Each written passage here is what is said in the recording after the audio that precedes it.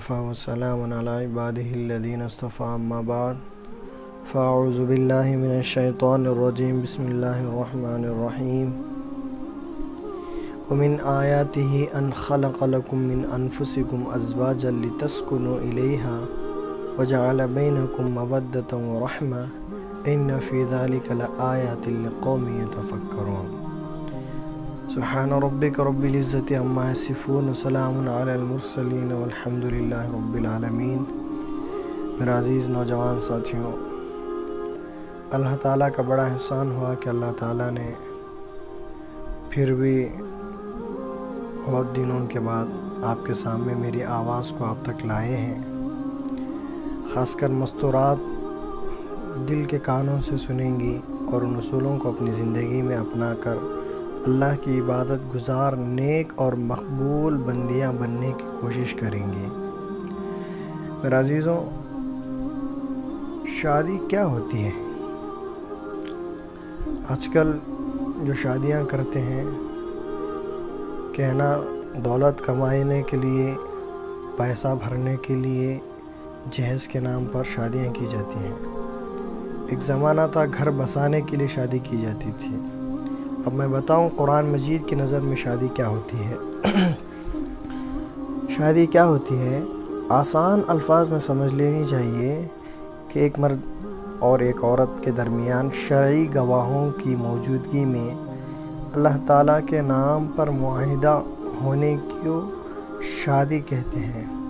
یہ نکاح اللہ تعالیٰ کے نام پر ہوتا ہے۔ اللہ تعالیٰ کا نام اتنا اچھا ہے کہ وہ حرام کو حلال کر دیتا ہے۔ اب دیکھیں کہ قربانی کے جانور پر اللہ کا نام لیا جائے تو وہ حلال ہو جاتا ہے۔ اسی طرح مرد اور عورت کے تعلق کے درمیان اللہ کا نام آ جائے تو عورت حلال ہو جاتی ہے۔ قربان جائیں اس پروردگار عالم پر کہ جس کا نام اتنی برکتوں والا ہے۔ ارشاد باری تعالی واتقوا اللہ الذی تساءلون بہ والارحام، سورۃ النساء 4ویں پارے میں ہے۔ اس میں اللہ تعالیٰ فرماتے ہیں واتقوا اللہ الذی، اس اللہ سے ڈرو۔ اور ایک بات سمجھنی چاہیے کہ اس صورت میں اللہ تعالیٰ چند آیتوں کے بعد واتقوا اللہ یعنی اللہ سے ڈرو، اللہ سے ڈرو۔ اللہ کہتے ہیں اللہ سے ڈرنے کے لیے۔ کس لیے ڈرنا ہے؟ تساءلون بہ والارحام، جس کا واسطہ دے کر تم ایک دوسرے سے اپنا حق مانگتے ہو اور رشتہ داری کے تعلقات بگاڑنے سے بچو۔ لہذا اس شادی خانہ آبادی میں اس اللہ کو نہ بھولیں جس پروردگار کی وجہ سے دونوں میاں بیوی بنے۔ حالانکہ نکاح سے پہلے دونوں ایک دوسرے کے لیے دیکھنا حرام تھا۔ لڑکے کے لیے لڑکی کو دیکھنا حرام تھا اور لڑکی کے لیے لڑکے کو دیکھنا حرام تھا۔ اتنی دوری تھی کہ نامعلوم وہ کہاں پیدا ہوئے، یہ کہاں پیدا ہوئے، مگر اللہ کا نام درمیان میں آیا تو دونوں کتنے قریب ہو گئے کہ اب وہ خاوند اور بیوی دونوں سب سے زیادہ قریب ہو گئے اور شریک حیات بن گئی۔ انگلش میں کہتے ہیں wedding rings are the world smallest handcuffs, یعنی شادی کی انگوٹھیاں دنیا کی سب سے چھوٹی ہتھکڑیاں ہوتی ہیں۔ تو یہ ایک بندھن ہے جو ایک مرد اور عورت کے درمیان گواہوں کی موجودگی میں اللہ کے نام پر ہوتا ہے۔ شادی سے میاں بیوی ایک بندھن میں بند ہو جاتے ہیں۔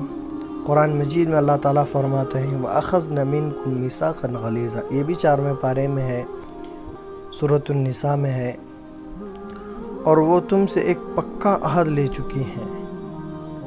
عزیزوں، بیویوں پر ظلم نہ کریں، لڑکی والوں پر ظلم نہ کریں۔ جہیز کے نام پر جہیز لینا سخت حرام ہے۔ سور کا گوشت کھانے سے بھی زیادہ سخت حرام ہے۔ یوں سمجھ لیجیے کہ سور کا گوشت کھانا اور جہیز کا مال لے کر کھانا دونوں برابر ہیں۔ اور شادی کے مقصد سن لیجیے، وقت کم ہے، انشاءاللہ میں آپ کو شادی کے مقصد بتا دیتا ہوں الفاظ میں۔ شادی کے مقاصد ذہن میں رکھنے بہت ضروری ہیں۔ ایک ہے گناہوں سے بچنا۔ شادی کے مقصد میں سب سے پہلا مقصد گناہوں سے بچنا ہے، خاوند بیوی کے ذریعے گناہوں سے بچے اور بیوی خاوند کے ذریعے سے گناہوں سے بچے، یہ شادی کے مقاصد میں سب سے پہلا مقصد ہے، کیونکہ دونوں زنا سے، بدنگاہی سے اور بے پردگی سے دونوں بچ سکتے ہیں۔ اور دوسرا مقصد ہے ایمان کا مکمل ہونا۔ کیا ہے؟ اللہ کے نبی صلی اللہ علیہ وسلم نے ارشاد فرمایا، جب آدمی نکاح کرتا ہے تو اس کا آدھا دین مکمل ہو جاتا ہے، بس اس کو چاہیے کہ وہ باقی آدھے میں اللہ سے ڈرے۔ وہ شادی سے پہلے جتنا بھی تقوی والا ہو جائے وہ آدھا ہی ایمان ہے، اس کا آدھا ہی دین کو اس نے پورا کیا ہے، اور نکاح کے بعد مکمل دین پر چلنا اس کے لیے پورا مکمل دین اس کی زندگی میں آ جاتا ہے۔ ایک روایت میں ہے کہ شادی سے پہلے ایک نماز پڑھیں تو ایک نماز کا ثواب ملتا ہے، اور شادی کے بعد ایک نماز پڑھیں تو 70 نمازوں کا ثواب ملتا ہے۔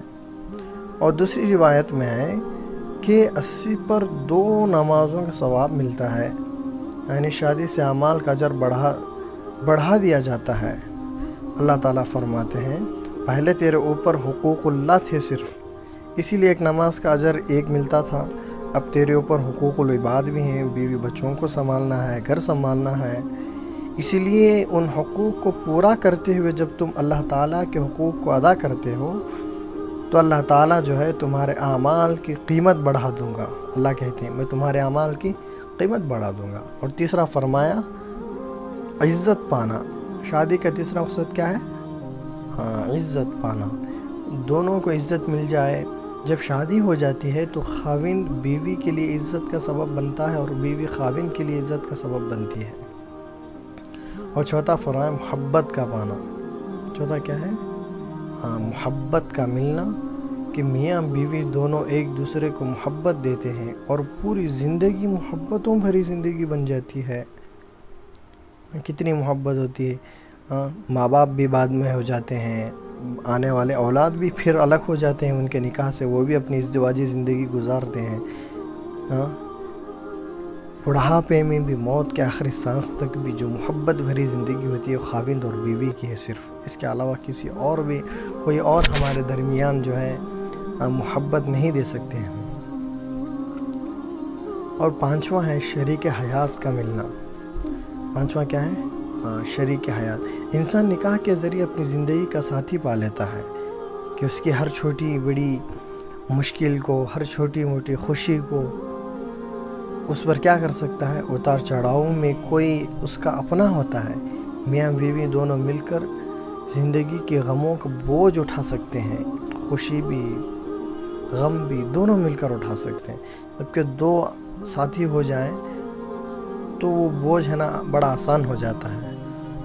کوئی مشکل آ گئی، مشکل وقت پیش آ گیا، بیوی سمجھے میرے ساتھ میرا خاوند ہے، خاوند سمجھے میرے ساتھ میری بیوی ہے، تو دونوں مل کر اس بوجھ کو ہلکا کر سکتے ہیں۔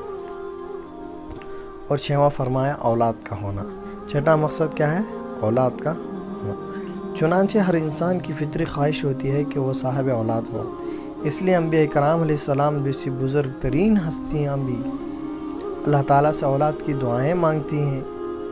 حضرت زکریا علیہ السلام نے کتنی دعائیں مانگی، اس میں سے میں آپ کو ایک سناتا ہوں۔ ربی انی وہن العظم منی واشتعل الرأس شیبا۔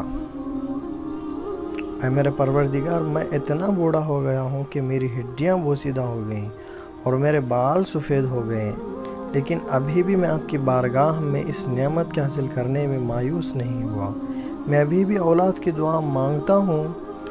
تو دیکھو بڑھاپے میں بھی انسان کو یہ تمنا ہوتی ہے، اسی طرح ہر عورت کے دل کی فطری خواہش ہوتی ہے کہ اللہ اسے اولاد کی نعمت عطا فرمائے۔ اور ساتواں فرمایا سکون حاصل کرنا، پرسکون زندگی گزارنا ہوتا ہے۔ اس لفظ کو یوں سمجھنے کی کوشش کریں، آج کل بعض لوگوں کے ذہنوں میں بات سما گئی ہے کہ اس کا مطلب ہے کہ غم ہونا ہی نہیں چاہیے، پریشانی ہونی ہی نہیں چاہیے۔ ایک کافر کی سوچ اور ہوتی ہے جبکہ مومن کی سوچ اور ہوتی ہے۔